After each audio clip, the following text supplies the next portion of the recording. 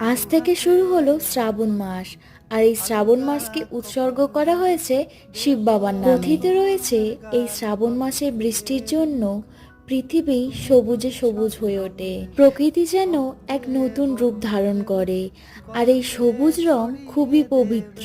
এই শ্রাবণ মাসটা মহাদেবের খুবই পছন্দের। অনেকেই বলে এটা নাকি মহাদেবের জন্ম মাস, কিন্তু মহাদেবের জন্ম আজও কেউ বলতে পারবে না, বা কোনো পুরাণেও সেটা লেখা নেই। এবার আসি এই সবুজ কাচের চুড়ি পরা নিয়ে। বেশ কয়েক বছর ধরে বাঙালি মহিলারাও এই সবুজ কাঁচের চুড়ি শ্রাবণ মাসে পরে থাকেন। এই নিয়ে আবার কন্ট্রোভার্সিরও সীমা থাকে না। যাদের ভালো লাগে পড়বে, যাদের ভালো লাগে না পড়বে না, এই তো।